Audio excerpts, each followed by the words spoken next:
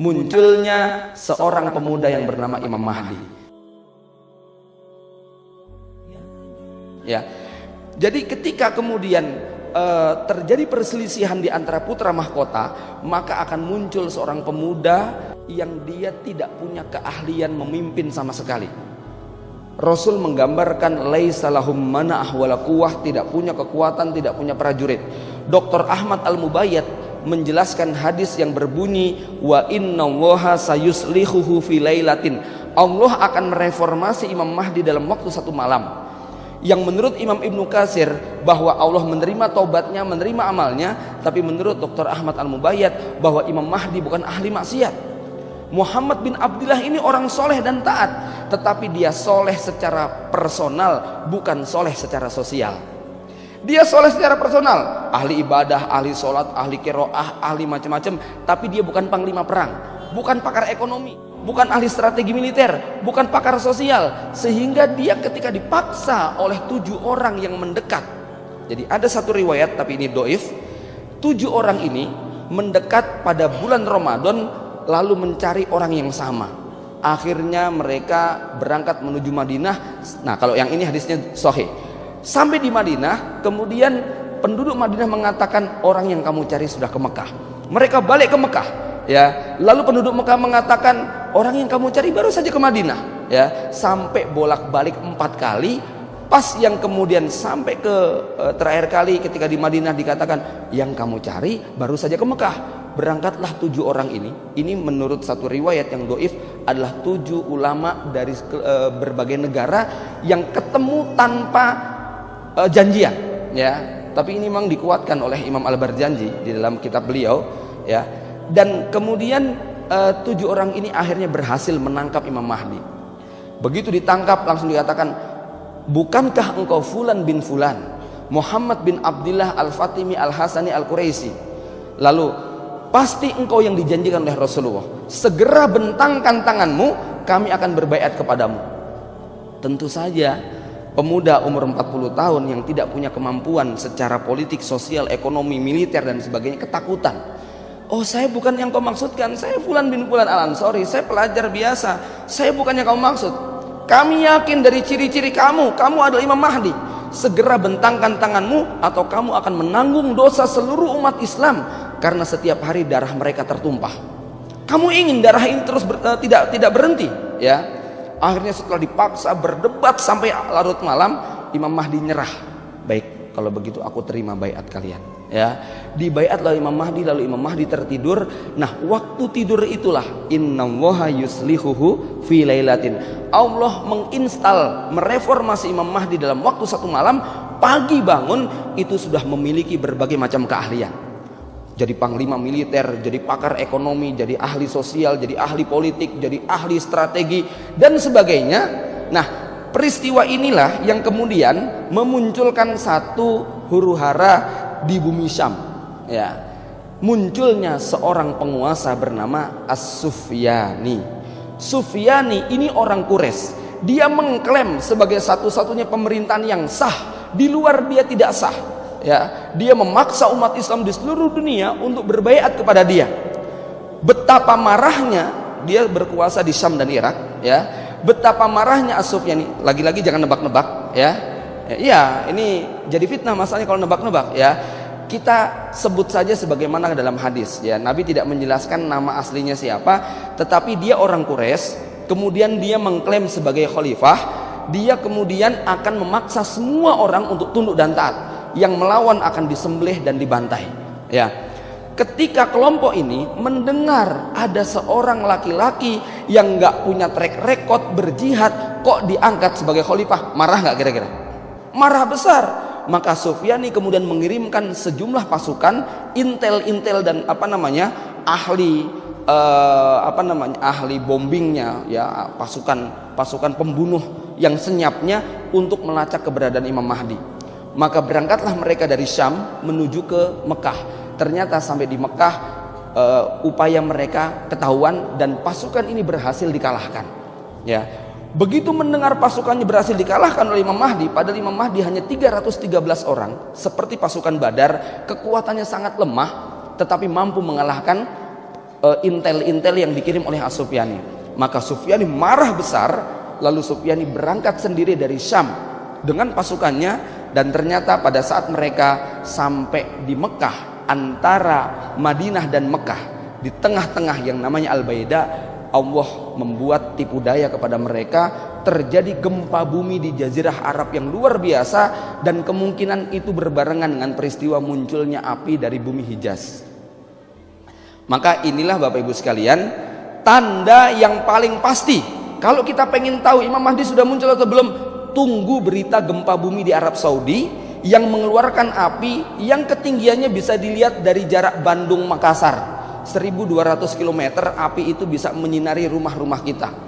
Saya pernah berjumpa dengan dokter pakar gempa, Dr. Gamal di Solo. Dia memperkirakan karena memang potensi untuk terjadinya gempa di Arab Saudi sangat tinggi, dengan digerungnya kandungan minyak dan gas. Bisa dibayangkan potensi terjadinya ledakan itu sangat luar biasa. Disimulasikan ketinggiannya 6 km. Ya, maka itulah yang wallahu alam. Sekali lagi, kalau memang itu yang dimaksud, tepatlah apa yang dikatakan Nabi, la taqumus sa'ah hatta tahrujan nar min ardil Hijaz tudi'u a'naqal ibil bibusra. Kiamat tidak akan terjadi sampai muncul api di lembah Hijaz, Mekah dan Madinah, yang apinya bisa membuat onta-onta di Damaskus itu lehernya menyala. Ya, bayangkan itu, Hijaz dengan Damaskus itu jaraknya 1200 km atau 800 mil. Itu bisa seterang itu. Maka Nabi kemudian menggambarkan pasukan yang depan, pasukan yang belakang, pasukan yang tengah tenggelam semuanya. Bahkan yang lagi jalan-jalan, yang sedang di kebun, yang sedang di pasar, semua dibenamkan. Aisyah sampai protes, "Ya Rasulullah, kok bisa? Kan mereka tidak ikut-ikutan perang." Iya, mereka tidak ikut, tapi mereka ditenggelamkan semuanya, dan mereka dibangkitkan pada hari kiamat menurut niatnya masing-masing. Yang bergabung dengan pasukan Sufyani, maka mereka akan masuk neraka karena mereka akan memerangi seorang Imam Mahdi. Tetapi yang mereka tidak sengaja lewat, tidak sengaja ikut atau dipaksa, maka Allah akan menghisap menurut niat masing-masing. Inilah peristiwa politik pertama yang akan terjadi di bumi Mekah setelah dikalahkannya pasukan As-Sufyani. Maka sekali lagi, tidak usah memperkirakan Imam Mahdi sudah muncul atau belum. Tunggu berita gempa bumi di Arab Saudi. Mudah-mudahan saat itu teknologi masih berfungsi sehingga kita masih bisa mengakses, ya.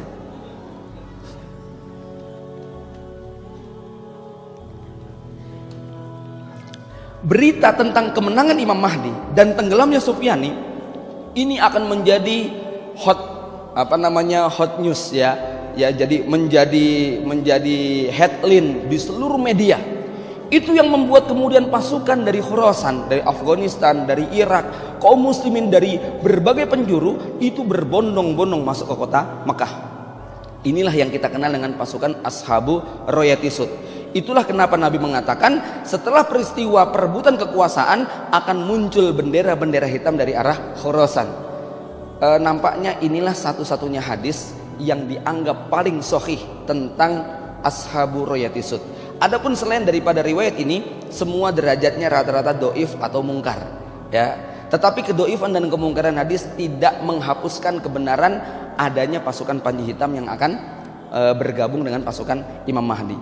Nah, Bapak Ibu jamaah rahimakumullah, seperti Rasulullah yang singgah hijrah ke kota Madinah, langkah awal Rasul itu menjalin hubungan dengan Yahudi dan Nasrani di tempat, membuat perjanjian damai. Inilah yang akan dilakukan oleh Imam Mahdi setelah menguasai Arab Saudi. Maka seperti disebutkan di dalam hadis, ya, takzuna jaziratul Arab, kalian nanti akan memerangi bangsa Arab, fayaftahuhallah, lalu Allah akan memberikan kemenangan. Jadi langkah pertama seluruh jazirah itu meliputi yang namanya Arab Saudi, Uni Emirat, Qatar, Bahrain, Kuwait, ya, Yaman, Oman, ini masuk dalam wilayah jazirah. Kita tahu yang namanya jazirah, ya, hari ini berada dalam cengkraman barat.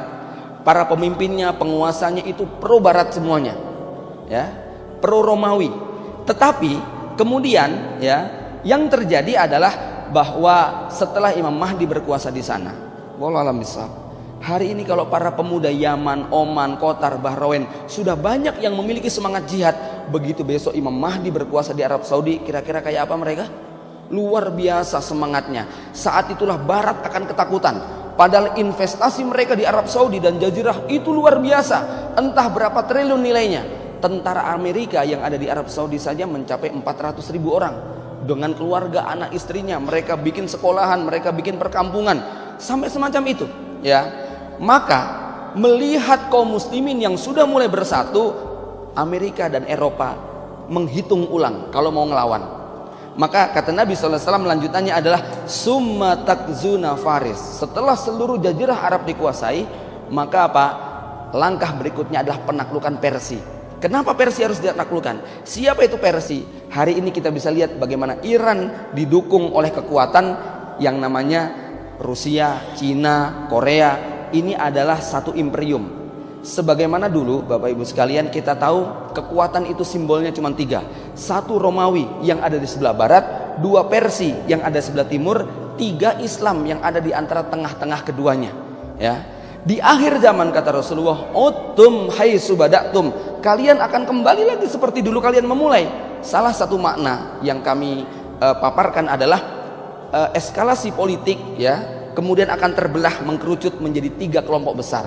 Kelompok Romawi, ya, kemudian kelompok Persia dan kelompok Islam. Setelah penaklukan bangsa Romawi, ya, langkah berikutnya kata Nabi adalah penaklukan Konstantinopel.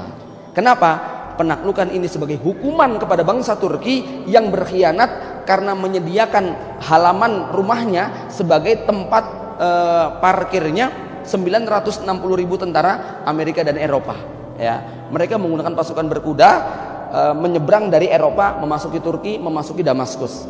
Bapak Ibu jamaah rahimakumullah, jadi inilah gambaran tentang peristiwa yang akan dihadapi kaum muslimin sampai nanti baru kemudian setelah Romawi, kemudian Konstantin, kemudian Vatikan ditaklukkan, maka pada saat itu kaum muslimin mendengar isu yang sangat menakutkan, innad dajjala qad istaula ahlakum wa amwalakum.